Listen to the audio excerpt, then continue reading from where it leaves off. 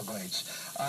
My question, Mr. Secretary, is last January at the Everglades Coalition Conference, you gave a brilliant and informative speech about the Everglades Headwaters National Wildlife Refuge, which you referred to earlier in your comments. Last Friday, Secretary of Agriculture Tom Vilsack was in Orlando talking about $80 million that President Obama has released to the Department of Agriculture for purchase of ranchers' lands in the area you talked about between Orlando and Lake Okeechobee. So my question is, how does the Department of Interior and the Department of Agriculture coordinate the purchases in that area?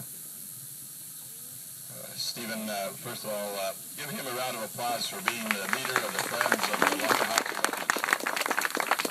I always say this whenever I travel around the country, that the strength of our refuges, our national parks, our national landscape conservation areas, frankly, depends so much on the local community being involved. And so thank you for your leadership, and thank you all for being a part of that.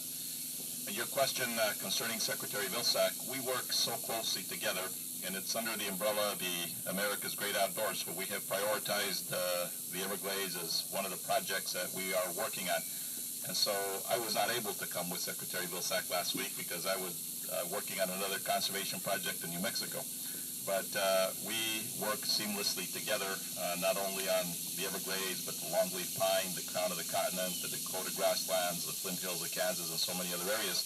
So the essence of what we do here in this organization, as the chairman of the Everglades Restoration Task Force, is we have all of the whole of government sitting around the table, and we're making sure that we're coordinating our efforts. For sure, I don't have the legal responsibility for water quality. That's my colleague, Administrator Lisa Jackson. But we know that we can't accomplish Everglades restoration unless EPA is doing its job, and that's what Gail was speaking to. They're doing their job. In the Everglades Headwaters National Conservation Area,